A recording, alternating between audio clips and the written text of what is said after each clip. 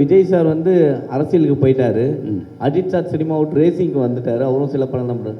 அந்த கேப்பில் இப்போ வந்து எல்லாருமே லெஜெண்ட் வந்திருக்காருன்னு சொல்லிட்டு இருக்காங்க. இதை எப்படி பார்க்குறீங்க? இல்லை, நான் அதான் நான் சொன்ன மாதிரி எதுலேயுமே ஒரு முழு முயற்சியோடு இறங்குவேன்.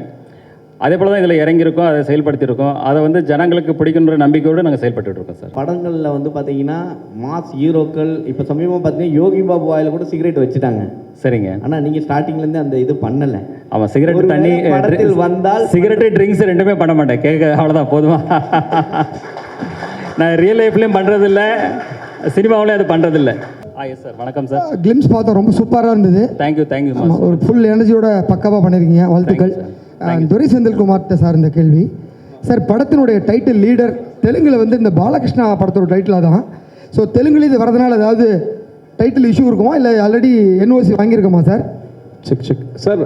வணக்கம் சார். சார், லீடர் டைட்டில் வந்து அவரோட டைட்டில் இல்லை சார், அது முன்னாடி வந்த படம் சார். ஏவிஎம் ராணா சார் நடிச்சிருப்பாங்க, ஒரு பழைய இன்னும் கொஞ்சம் முன்னாடி வந்த படம் சார். லெஜெண்ட்ன்ற படம் தான் அவர் பண்ணியிருந்தார் சார். லீடர் படம் தெலுங்கில் இல்லை சார், அது முன்னாடி வந்த படம் தான். பட் இன்னைக்கு காமனாக நம்ம தமிழில் அந்த மாதிரி டைட்டில் இல்லை சார், லீடர் டைட்டில் இல்லை. இல்லை தெலுங்குக்கு தான். தெலுங்குலேயும் வாங்கிட்டோம், ரெஜிஸ்டர் பண்ணிட்டோம். அது 2003-04 வந்த படம் சார் அது. ஸோ ராணாவோட ஃபர்ஸ்ட் படம் leader. Legend sir. Yes sir. Yeah, இந்த ஃப்ளேவர் ரொம்ப நல்லா இருக்கு. எஸ் சார், எங்கள் எல்லாத்துக்குமே பிடிச்சிருக்கு. ரொம்ப சந்தோஷம், வாழ்த்துக்கள். தேங்க்யூ. அண்டு லீடர் அதே டைட்டில் பற்றி தான் கேள்வி. ஆனால் என்னென்னா இப்போது நம்ம ரஜினி சாரை வந்து நம்ம தலைவர்னு சொல்லிகிட்டே இருக்கிறோம். சரி, அவருக்கு கூட லீடர் அப்படின்ற டைட்டில் வச்சு அவர் படம் பண்ணலை. சரிங்க சார். அண்ட் விஜய் இப்போ அரசியலுக்கு வர்றாரு. சரிங்க. அவர் கூட அந்த லீடர் அப்படின்ற டைட்டில் அவருக்கு கிடைக்கல. ஆனால் இப்போ நீங்கள் பேசும்போதே தெளிவாக சொன்னீங்க, அரசியலுக்கும் இதுக்கும் துளி கூட சம்மந்தமே இல்லை அப்படின்னு. அதனால தான் டைட்டில் கிடச்சிருக்குன்னு நினைக்கிறேன். அந்த லீடர் அப்படின்றது உங்களுக்கு கிடைச்சிருக்கு. ஸோ நீங்கள் லீடர் உண்மையாகவே லீடராக இருக்கிறதா இருந்தால் யாருக்கு லீடராக இருக்க விரும்புகிறீங்க? இந்த டைட்டில் கிடைச்சதுக்கு நீங்கள் எப்படி ஃபீல் பண்ணுறீங்க? டைட்டில் கிடைச்சது சந்தோஷம். என்னோட லீடர் வந்து என்னுடைய தந்தையார் தான். நாளைய லீடர் யாருன்றதை நான் அப்புறம் சொல்கிறேன், கொஞ்சம் காலம் ஆகட்டும். வாழ்த்துக்கள் சார். இங்கே சார், இப்போ இருக்க ஜென்ரேஷனில் வந்து இப்போ ஒரு கொஸ்டின் இருக்குது சார். சார் இங்கே சார், இங்கே left side Melvin. S sir. Sir, இப்போ இருக்க ஜென்ரேஷனில் வந்து அதான் வந்து ஒரு காமனாகவே இருக்குது, இந்த மாதிரி ரத்தம் இது மாதிரி ரொம்ப ஆக்ஷன்லாம் பார்த்துட்டு தான் இப்போ இருக்க ஜென்ரேஷன் வந்து கெட்டு போகிறாங்கன்னு சொல்லிட்டு. ஸோ சடனாக உங்களே பார்க்குறதுக்கு ரொம்ப எங்களுக்கே பிரம்மாண்டமாக இருக்குது ஸ்க்ரீன். சரி. பட் ஆனால் நீங்கள் எப்படி இந்த கதையை சூஸ் பண்ணீங்க? இப்போ இருக்க ஜென்ரேஷனுக்கு நீங்கள் என்ன சொல்ல விரும்புகிறீங்க? இல்லை, இது வந்து ஜென்ரேஷனில் வந்து வெறும் ஒரு ஆக்ஷனு வெட்டு குத்து அப்படி கிடையாது, பிளட்டு அப்படி கிடையாது. இது வந்து ஒரு எமோஷன் கண்டென்ட்டான ஒரு ஃபிலிமு. நீங்கள் அந்த படம் பார்க்கும்போது தான் தெரியும் இது எந்த அளவுக்கு இது ஒரு எமோஷன் கண்டென்ட்டாக. இது வந்து எவ்ரி ஒன் ஹார்ட், அது வந்து ரொம்ப டச் பண்ணும். அது வந்து அது படம் பார்க்கும்போது கண்டிப்பாக நீங்கள் வந்து அது புரியும். இது வந்து கம்ப்ளீட்டாக இது வந்து நீங்கள் சொன்ன மாதிரி பிளட்டு அந்த ஹிஸ்டரி அது மாதிரி போகாது. எமோஷன் கண்டென்ட்டாக அவர் செய்கிற வேலைகள், அவர் வந்து செல்ஃப் ப்ரொடக்ஷனுக்கு என்னென்ன பண்ண போகிறன்றது தான் இதில் இருக்குது sir. Thank you. Director sir. Yes sir. Sir, legend சார்கிட்ட வந்து கதை சொல்லணுனாவே வந்து ரொம்ப கஷ்டமான விஷயம். ஏன்னா அவர் எல்லாத்தையும் நோட் பண்ணுவார். ஸோ ஒரு ஆக்ஷன் சீக்வன்ஸ் சொல்லும் போது இது மாதிரி ஒரு ஃபைட்டு வருது, இது மாதிரி பிளட் எல்லாம் வருதுன்னு சொல்லும் போது அவர் என்ன உங்களுக்கு ரியாக்ஷன் கொடுத்தாரு, என்ன நடந்தது அந்த இடத்துல? சார், நம்ம தனியாக ஃபைட்டு மட்டும் சொல்ல மாட்டோம் சார், ஒரு கதையோட எக்ஸ்டென்ஷனாக தானே சொல்லுவோம். அப்போ எமோஷனலான ஒரு இடத்துல சரியான இந்த ஃபைட் வருதுன்னு சொல்லும் போது அந்த தொடர்ச்சி அவர் புரிஞ்சுக்கிட்டதுனால எனக்கு எதுவும் பிரச்சனையாக இல்லை சார். ஏன்னா ஃபைட்டுன்றது தேவையில்லாத வைக்கும் போது தான் அந்த கேள்விகள் வரலாம். ஒரு எமோஷனோட எக்ஸ்டென்ஷனாக ஒரு வீட்டில் ஒரு பிரச்சனை, எந்த காரணத்துக்காக சண்டை இருக்குது கதையில் அப்படின்னு நம்ம அந்த தொடர்ச்சியோடு சொல்லும் போது யாராக இருந்தாலும் அக்செப்ட் பண்ணிப்பாங்கல்ல சார். அப்படி தான் ரிசீவ் பண்ணார் சார். அந்த கேரக்டராக இந்த கேரக்டர் இப்படி பண்ணுது அப்படின்றது மாதிரி தான் உள்வாங்கிக்கிட்டாரு. அதனால எனக்கு அது ஈஸியாக தான் இருந்தது சார் அந்த ப்ராசஸ். சல்மான் கான் ஷாருக் கான் ஃபோட்டோஸ் வச்சு பார்த்துருக்கேன்னு சொல்லிட்டு சொன்னார். உங்ககிட்ட ஸ்டோரி சொல்லியிருப்பார். நீங்கள் வந்து அவர் எந்த இடத்துல வச்சு பார்க்குறீங்க? யார் புரியல சார்? அவர் அந்த ஃபோட்டோ வச்சு சொல்லியிருப்பாரு, நான் வந்து இது மாதிரி ஆக்டர் ஆகணும்ன்ட்டு. சார், நீங்கள் வந்து ஒரு டேரக்டராக அவர் எந்த இடத்துல வச்சு பார்க்குறீங்க? எந்த இடத்துலையா? ஆமாம் சார், நான் என்னன்னா ஒருத்தர் மாதிரி இன்னொருத்தர்ன்றது சொல்ல முடியாது சார். தனிப்பட்ட சார், இப்போ லெஜெண்ட் சரவணன் சார்ன்றதுக்கு ஒரு கதைக்கான ஒரு ஹீரோ, அப்படி தான் நான் அவரை தனியாக ஒருத்தராக பார்க்குறேன் சார். இப்போ இன்னொருத்தரோட அவரோட இன்னொன்று அப்படின்ற மாதிரி நான் அவரை பார்க்கல சார், தனியாக பார்க்குறேன் சார். அப்படிதான் சொல்லணும். இது லெஜெண்ட் சாருக்கு இந்த கேள்வி. Yes sir. லெஜெண்ட் படத்தில் க்ளீன் ஷேவோட நடிச்சிங்க. இப்போ தாடி மீசையோட ஒரு கெட்டப்பு. தனிப்பட்ட முறையில் கேட்டால் அந்த கெட்டப்போட இது வந்து சூப்பராக இருக்குது. தேங்க்யூ. உங்களுக்கு எந்த கெட்டப் பிடித்தமானதாக இருக்குது? இல்லை, ஆக்சுவலி நான் வந்து அதை வந்து ஒரு வேறு ஒரு ஃப்ளேவரில் அதை கொடுக்கணும்னு நினச்சேன். அது சம்திங் அதில் வந்து சில டெக்னிக்கல் இஷ்யூ இருந்தது. இப்போ இது வந்து எல்லாருக்கும் பிடிச்சிருக்குறாங்க. ஸோ இதை வந்து நீங்களே சொல்லுங்கள், வலைப்பேச்சில் நீங்களே சொன்னீங்க கொஞ்சம் தாடி மீசை வச்சா நல்லா இருக்குன்னு சொன்னீங்க. வச்சுட்டேன், அவ்வளோதான், கொடுங்க. Legend sir, legend sir, sir. Yes sir, yes sir. Legend ஒரு நிமிஷம் பாலா. ஆக்சுவலாக இந்த இது வந்து கொஞ்ச நாளுக்கு முன்னாடி பரபரப்பாக இருந்தது, ஜனநாயகன்.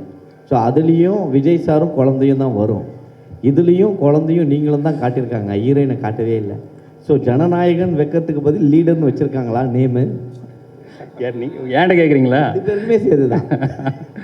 இல்லை, அது வேறு ஸ்டோரி சார். இது கம்ப்ளீட்டாக வேறு ஸ்டோரி. அதனுடைய ஸ்டோரி டோட்டலாக அது நானும் கேள்விப்பட்டேன். அதனுடைய ஸ்டோரியிலே டோட்டலாக வேறு. இது ஒரு வருஷத்துக்கு முன்னாடி நடந்த ப்ராசஸ் சார். அந்த டைட்டில் இல்லாமல் இப்போ தான் உங்களுக்கு தெரியும் ஜனநாயகன், எங்களுக்கு இப்போ தான் தெரியும். நாங்கள் லீடர்ன்றதை 1.5 வருஷத்துக்கு முன்னாடியே ப்ராசஸ் பண்ணி வச்சுட்டோம் சார். அவங்க என்ன கதை பண்ணுறாங்கன்னு எங்களுக்கு தெரியாது. ஸோ அதனால இது ஒரு டிஃப்ரெண்டான படம் சார். இது வந்து டோட்டலாக இதனோட ஜர்னியே வேறு சார். இது வந்து new fresh. Yes sir. Sir, அவர் விஜய் சார் வந்து அரசியலுக்கு போயிட்டாரு, அஜித் சார் சினிமா அவுட் ரேசிங்க்கு வந்துட்டார், அவரும் சில படம் தான் பண்ணுறாரு. அந்த கேப்பில் இப்போ வந்து எல்லாருமே லெஜண்ட் வந்திருக்காருன்னு சொல்லிட்டு இருக்காங்க. இதை எப்படி பார்க்குறீங்க? இல்லை, நான் அதான் நான் சொன்ன மாதிரி எதுலேயுமே ஒரு முழு முயற்சியோடு இறங்குவேன். அதே போல் தான் இதில் இறங்கியிருக்கோம், அதை செயல்படுத்தியிருக்கோம். அதை வந்து ஜனங்களுக்கு பிடிக்குன்ற நம்பிக்கையோடு நாங்கள் செயல்பட்டு இருக்கோம் சார். பரத். லெஜண்ட் சார், நீங்கள் சார் இங்கே எஸ் சார். Yes sir. சொல்லுங்கள் சார். Yes sir. ஒரு படம் முடிச்சுட்டு அடுத்த படம் ஒரு பெரிய கேப்புக்கு அப்புறம் திருப்பி பண்ணுறீங்க. Yes sir. அது உங்களை தயார்படுத்திக்கிட்ட விதம் ஏன்னா நிறைய விமர்சனங்கள் வந்திருக்கும். முதல் படம் முடிச்சப்போ பாசிட்டிவும் இருக்குது, நெகட்டிவும் நீங்கள் சந்திச்சிருப்பீங்க நிறையா. ஸோ உங்களை தொழில் முறையில் நான் இவ்வளோ பர்ஃபெக்டாக நான் ப்ரிப்பேர் பண்ணிக்கிறேன், உங்களை நீங்கள் பாலிஷ் பண்ணிட்டது என்னென்ன விதம், என்னென்ன கற்றுக்கிட்டீங்க? இல்லை, அதில் வந்து பார்த்தீங்கன்னா எப்போவுமே ஒரு புதுசாக ஒரு இடத்துக்கு ஒருத்தர் வரும்போது விமர்சனங்கள் வரும். இப்போ ஸ்டார்டிங்கில் பார்த்தீங்கன்னா ரஜினி சாருக்கு வராத விமர்சனங்கள் யாருக்குமே வர்றது இல்லை. ஸோ விமர்சனங்கள் வந்து வந்தாலும் நம்ம வந்து ஒரு நம்பிக்கையோட, நம்மளுக்கு ஒரு இலக்கு தெரியும், அந்த இலக்கை நோக்கி நம்ம பயணிக்கும்போது நம்ம கிளியராக மைண்டு அதை நோக்கி பயணிக்கும்போது அது வெற்றி கிடைக்கும்போது அந்த விமர்சனங்கள் அப்படி பாசிட்டிவாக மாறிடும். இதுதான் என்னுடைய கொள்கை sir. Legend sir. Yes sir. First படமும் உங்களுக்கு எள்ளு, இந்த படமும் ஃபர்ஸ்ட் அது தானாக அமைஞ்சதுங்க. தானாக அமைஞ்சது, அது ஒன்றும் பிளான் பண்ணல, தானாக அமைஞ்சது. இல்லை, அஜித் சார் வீலியே ஸ்டார்ட் பண்ணுவார். இல்லை, அப்படி இல்லை, அதை தானாக அமைஞ்சது சார். இது எதுவும் இது பண்ணல. Yes sir. Next sir. Frame sir. Frame கொஞ்சம் சார். சரிங்க சார், சோஷியல் மீடியாவில் பொதுவாக வந்து நிறைய மீம்ஸ்கள் வரும். சரி. ஸோ உங்களை பற்றியான நிறைய மீம்ஸ்கள் வந்திருக்கு, நீங்கள் அதை பார்த்துருக்கீங்களா? இல்லை, அது பாதர் பண்ணுறதில்ல. ஏன்னா எனக்கு தெரியும், என்னுடைய இலக்கு எனக்கு தெரியும். அதனால் அதை பெருசாக நான் பாதர் பண்ணுறதில்ல. நான் என்ன இலக்கு நோக்கி பயணிச்சுட்டே இருப்பேன். ஸோ அந்த இலக்கை அடையும் போது இது ஆட்டோமேட்டிக்காக அது வந்து அப்போ புரியும். அது வந்து வாட் இஸ் நான் என்ன நினைக்கிறேன், நான் என்ன செஞ்சேன்றது எனக்கு புரியும். That's all. அவங்களுக்கு என்ன சொல்ல விரும்புகிறீங்க நீங்கள், இந்த மீம்ஸ் கிரியேட்டர்களுக்கு என்ன சொல்ல விரும்புகிறீங்க? இல்லை, இன்றைக்கி வந்து அது ஒரு காமனான ஒரு இதாக இருக்குது. எல்லாருமே அதை செய்கிறாங்க. இன்றைக்கி வந்து அது தவிர்க்கவே முடியாது. இன்றைக்கி வந்து எல்லாரையும் விமர்சனத்துக்குள்ளாராங்க. அதாவது மிகப்பெரிய தலைவர்லேருந்து கடவுள்லேருந்து எல்லாரையும் விமர்சனம் பண்ணுறாங்க. அதை நம்ம பெருசுப்படுத்தி பார்க்கணும் அவசியம் கிடையாது. நம்ம என்ன செய்கிறோன்றது தான் ரொம்ப முக்கியம் சார். சார் இங்கே. S sir. சார், இப்போ நீங்கள் பெரிய பிஸ்னஸ் மேன் தமிழ்நாட்டிலேயே. Yes sir. ஆனால் வந்து பெரிய ஹீரோவாக வந்து உருவெடுத்து வரீங்க. உங்களுக்கு வந்து ட்ராவல் பண்ணுறது, பிஸ்னஸ் ட்ராவல் பண்ணுறது பிடிக்குதா, இல்லை வந்து ஒரு பெரிய ஹீரோவாக ட்ராவல் பண்ண பிடிக்குமா? இல்லை, எனக்கு ஃபஸ்ட்டு ஃபேமிலி பிஸ்னஸ் தான், அதான் ஃபஸ்ட்டு எனக்கு இம்பார்ட்டன்ட். அதில் தான் ஃபுல் ஃபோக்கஸ்டு. இது வந்து எனக்கு ஃபேஷன். எனக்கு வந்து சின்ன வயசில் நான் சொன்னேன், ஆல்ரெடி இப்போ சொன்னேன், சின்ன வயசுலேருந்து ஆர்வம் அதிகம். ஸோ அதனால் இந்த துறைக்கு வந்தேன். அதில் என்னால் செயல்பட்டு என்னால் அதை சக்ஸஸ் பண்ண முடியுன்ற நம்பிக்கையோடு தான் இதை நான் செயல்பட்டு இருக்கேங்க. சரி, அப்புறம் வந்து எல்லாருமே கேட்குற ஒரே விஷயம், சாரோட ஃபோட்டோ மட்டும்தான் சரணா ஸ்டோரில் இருக்குது, மற்ற ஆக்டரோட ஃபோட்டோஸ் யாரும் வர மாட்டாங்கன்னு சொல்லிட்டு இருக்குது. நான் கூட பார்த்துருக்கேன். அப்படி அதெல்லாம் உண்மை. இதுக்கப்புறம் இந்த படத்தில் எல்லாரோட ஆர்டிஸ்டோட ஃபோட்டோவும் இல்லை கண்டிப்பாக வரும். இப்போ இது வந்து ஒன்லி கிளிம்ஸ், இப்போ தான் ஆரம்பம். இன்னும் வந்து ஆடியோ ஃபங்க்ஷன் இருக்குது, அடுத்தது இன்னும் டீசர் இருக்குது, அடுத்தது எல்லாத்துலேயும் வரும். கண்டிப்பாக வருங்க. எல்லாருமே அதில் பங்களிப்பு இருக்குது, எல்லாருடைய பங்களிப்பும் காட்டும். மணி சார் வணக்கம். மணி இங்கே இருக்கேன். This question is to the டைரக்டருக்கான கேள்வி. சார், இந்த படத்தினுடைய பட்ஜெட், ஏன்னா இது வந்து this comes from a very powerful production house, அதனால் ஆப்வியஸ்லி வந்து பட்ஜெட்டினுடைய டீட்டெயில்ஸ் எங்களுக்கு சொன்னீங்கன்னா நல்லாயிருக்கும். அண்ட் இதுக்கு ஷூட் பண்ண எடுத்துக்கிட்ட டியூரேஷன், எங்கெல்லாம் ஷூட் பண்ணியிருக்கீங்க, படத்தில் சொல்ல வர மெசேஜ் ஏதாவது இருக்கா, அதை பற்றியும் சொன்னீங்கன்னா நல்லாயிருக்கும். S sir. சார், அரவுண்ட் எனக்கு எக்ஸாக்டாக தெரியல சார். பட்ஜெட் வந்து சாருக்கு தான் தெரியும். நான் என்ன கேட்டனோ எல்லாமே பண்ணி கொடுத்தாருன்றது தான் எனக்கு தெரியும். அதை தாண்டி அவர் எதையும் கேட்கவும் அலோவ் பண்ணல. இந்த படம் வந்து தூத்துக்குடியில் பண்ணியிருக்கோம் சார், ஜார்ஜியாவில் ஒரு 15 days ஃபாரின் ஷூட் பண்ணியிருக்கோம், ராஜஸ்தானில் ஷூட் பண்ணியிருக்கோம், ஊட்டியில் ஷூட் பண்ணியிருக்கோம், இப்படி பல இடங்கள் பண்ணியிருக்கோம் சார். ஒரு 90 days அரவுண்ட் 90 days கிட்ட ஷூட்டிங் போச்சு சார். 97 சார். ஒரு 7 நாள் ஒரு வேற ஒரு டேஸ் தான் 97 கிட்டத்தட்ட எல்லாமே 1.5 கால் ஷீட்டுக்கு பார்த்தீங்கன்னா 150 நாள் மைண்டில் வச்சுருங்க. ஸோ அப்போ எவ்வளோ பெரிய படம், ஆனால் அதை கிறிஸ்பாக அதை வந்து 2 hours 20 minutes 15 minutes அப்போ அந்த அளவுக்கு அதை கிறிஸ்பாக எப்படி கொண்டு வந்திருக்காருன்னு பாருங்கள். அப்போ அது அதனுடைய அந்த அளவுக்கு அவர் வந்து மெனக்கெட்டுருக்காரு. சார் 3 பேருக்கும் சார் இங்கே சார் ஜிப்ரான் சார் ஃபஸ்ட்டு, இந்த படத்தில் நீங்கள் சந்தித்த டிஃபிகல்ட்டிஸ் எதனா இருக்கா? செக் த டிஃபிகல்ட்டிஸ் மியூசிக்கெலாம் எனக்கு நிறையா சேலஞ்சஸ் இருந்துச்சு. என்னென்னா படம் என்னதான் பார்த்தீங்கன்னா ஒரு ஸ்கேலில் ஆரம்பிக்கும். ஒரு சார் அப்போது சொன்ன மாதிரி ஒரு ஃபேமிலிக்குள்ளே ஒரு அப்பாக்கும் குழந்தைக்குமா ஆரம்பிக்கும். தென் அது வந்து ரொம்ப பெருசாகிக்கிட்டே இருக்கும். பட் மியூசிக்கல்லி ஃபஸ்ட் பாயிண்ட்லேருந்து லாஸ்ட் பாயிண்ட் வரைக்கும் எல்லாமே கனெக்டடாக இருக்கும். ஸ்க்ரீன் ப்ளே வந்து I mean hats off to the director. So emotional கண்டென்ட்டும் இருக்கும். அதே இமோஷனல் கண்டென்ட் ஒரு லார்ஜர் ஸ்கேலில் இப்போது ஒரு ஆக்ஷன் சீக்வன்ஸ்லேயோ ஒரு ஸோ அந்த டிரான்ஸ்ஃபர்மேஷன் மியூசிக்கல்லி பண்ணுங்கிறது எனக்கு மியூசிக்கல்லி கொஞ்சம் சேலஞ்சிங்காக இருந்த ஒரு விஷயம். அண்ட் அப்புறம் இன்னொரு விஷயம் வேறு டேரக்டரோட பிகாஸ் அவரோட ரொம்ப கிளாரிட்டியாக இருந்தார். இது வேணும் எனக்கு, இந்த ஆப்ஷன்ஸ் போகிறது, இது இப்படி இருக்கலாம், இல்லை எனக்கு கொஞ்சம் டைம் கொடுங்க, நான் ஃபஸ்ட்டு ஒன்று ஓகே பண்ணிட்டு செகண்ட் ஒன்று ஓகே பண்ணுறது, இன்னும் அந்த மாதிரி எனக்கு கன்ஃபியூஷன்ஸ் இல்லை. ஸோ அதனால் எனக்கு இது எனக்கு ரொம்ப ஹெல்ப்ஃபுல்லாக இருந்துச்சு இந்த பார்ட் நான் சொல்லுவேன். சரவணன் சார் உங்களுக்கு சார். Yes sir. சார் உங்களுக்கு இந்த படத்துக்கான டிஃபிகல்ட்டிஸ் எதனா இருக்கா? இல்லை, எனக்கு டிஃபிகல்ட்டுன்னு பார்த்தீங்கன்னா நம்ம விடிவி கணேஷ் சார் தான். ஏன்னா அவர் கூட நடிக்கிறதுன்றது எனக்கு அதான் மிகப்பெரிய சவாலாக இருந்தது இந்த படத்தில். ஆனால் சார் வந்து என்ன பண்ணிட்டாரு, படத்தோடைய மூடு மாறிடுன்னு சொல்லி நிறைய சென்சார் போட்டு எல்லாத்தையும் தூக்கிட்டாரு நிறைய விஷயங்களை. ஸோ எனக்கு ரொம்ப கஷ்டமாக இருந்து நான் வேலை பார்த்தது நம்ம விடிவி கணேஷ் சார் தான். அவர் தான் தேங்க்ஸ் சொல்லணும். சார் சார் நீங்களும் சொல்லுங்கள் சார் உங்களுக்கான டிஃபிகல்ட்டிஸ் இந்த படத்தில் என்னென்ன? இல்லை சார், எனக்கு அப்படி எதுவும் இல்லை சார். நான் ஒவ்வொரு என்ன சொல்கிறது, நம்ம ஒவ்வொரு சீனை ஒவ்வொரு நாளும் எப்படி எடுக்க போகிறோன்ற ஒரு இதோட தான் ட்ரீமோட தான் ஒவ்வொரு டைரக்டரும் செட்டுக்கு போவோம். அது கரெக்டாக முடிஞ்சுதான்றதை ஈவினிங் டபுள் செக் பண்ணுவோம். அப்படி தான் நான் இந்த ப்ராசஸை பார்த்தேன், அப்படி தான் இதுக்குள்ளே இருந்தேன். எனக்கு தனியாக அப்படி எதுவும் கஷ்டமாக எதுவும் தெரியல சார் இந்த படத்தில். இன்னும் சொல்ல போனால் எனக்கு சில படங்களில் நம்ம ப்ரொடியூசரை சில விஷயங்கள் கன்வின்ஸ் பண்ண வேண்டியிருக்கும். இந்த படத்தில் நான் என்ன நினைக்கிறேனோ அது எல்லாத்தையும் பண்ண முடிஞ்சதுனால எனக்கு கொஞ்சம் ஈஸியாக தான் இருந்தது இந்த படம் பண்ணுறது மற்ற என்னோட படங்களை விட. அப்படி தான் நான் சொல்லணும் சார். சரவணன் சார் சார் மோகன் அங்கே முடிச்சுட்டு வரட்டும். அதாவது சொல்லுங்க. சினிமா சார்ந்த விழாக்களுக்கு வந்து சினிமா சார்ந்த பிரபலம் வச்சு தான் ஆடியோ ஃபங்க்ஷனோ டீச்சர் எல்லாம் வெளியிடுவாங்க. சரி, ஆனால் நீங்கள் விக்ரமராஜா சார் வச்சு பண்ணியிருக்கீங்க, அதுக்கு காரணம் என்ன? இல்லை, அவர் என்னுடைய நண்பர், நீண்டகால நண்பர். அதாவது இன்றைக்கி வியாபாரத்துறையில் என்னுடைய துறையிலே அவர் இருக்கிறாரு, அதை சார்ந்த மக்கள் அவர் கூட இருக்காங்க. ஸோ அந்த நட்பு ரீதியாக நான் வந்து அவரை என் கூட இணைச்சிக்கிட்டேன். அந்த நட்பு இன்றைக்கி இல்லை, இன்றைக்கி ரொம்ப சிறு வயசுலேருந்தே இருக்குது. இந்த நட்பு எங்கே தொடரும், இது வந்து அதுக்கு எல்லையே கிடையாது. சார் ஃபஸ்ட்டு வந்து லெஜண்ட் சரவணா பேர் இருந்தது சார்.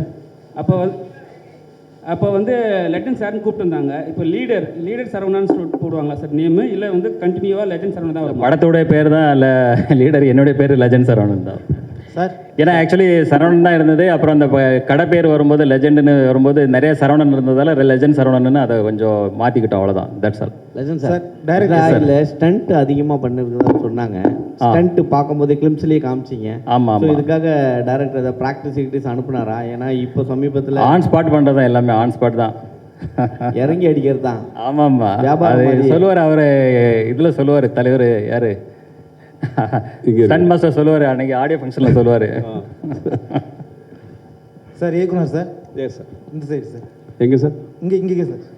ரைட் சார், சொல்லுங்கள். கருடன் வந்து மிகப்பெரிய வெற்றி உங்களுக்கு. இப்போ வந்து லீடர் பண்ணியிருக்கீங்க.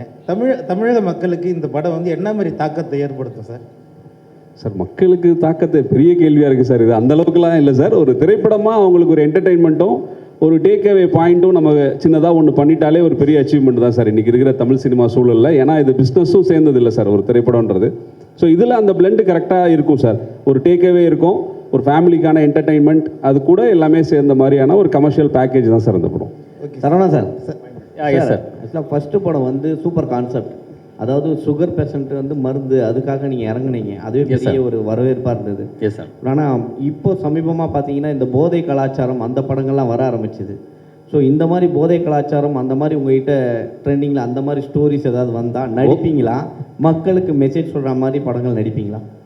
இல்லை, எப்போவுமே இதில் வந்து ஒரு கான்செப்டோட தான் இருக்குது. இதில் வந்து பார்த்தீங்கன்னா பார்க்கும்போது எல்லாருமே ஒரு பாசிட்டிவ் வைப்ரேஷன் வரும். கண்டிப்பாக நெகட்டிவ் ஷேடான விஷயங்கள் எதுவுமே நான் பண்ண மாட்டேன். ஸோ இது ஒரு பாசிட்டிவ் தான். இந்த படத்தில் பொறுத்த வரைக்கும் எல்லாமே கம்ப்ளீட்டாக பாசிட்டிவாக தான் இருக்கும். Sir Saravanan sir. Yes sir. இங்கே சார் பட்டி தொட்டி எல்லா இடத்துலையுமே உங்களுக்கு தெரியும். Yes sir. இந்த படத்தை நீங்கள் அடிமட்ட மக்களுக்கும் போய் சேர அளவுக்கு நீங்கள் என்ன மாதிரி எடுத்துகிட்டு போய் சேர்க்க போகிறீங்க சார் இந்த படத்தில்? இல்லை, அதுக்கு முதல்ல ஆச்சாரம் தான். இது உங்கள் முன்னாடி ஏதோ இப்போ இருக்க இது உங்கள் முன்னாடி இருக்கிறத விட வேற என்ன இருக்குது? பட்டி தொட்டிக்கிட்ட போய் சேரது நீங்கள் தான். உங்கள் மூலமாக தான் எல்லாட்டையுமே சேரப்போகுது. இதை விட பெருசு என்ன இருக்குது sir? Legend sir. Yes sir. ஆக்சுவலாக படங்களில் வந்து பார்த்தீங்கன்னா மாஸ் ஹீரோக்கள் இப்போ சமீபமாக பார்த்தீங்கன்னா யோகி பாபு வாயில் கூட சிகரெட் வச்சுட்டாங்க. சரிங்க. ஆனால் நீங்கள் ஸ்டார்டிங்லேருந்து அந்த இது பண்ணலை.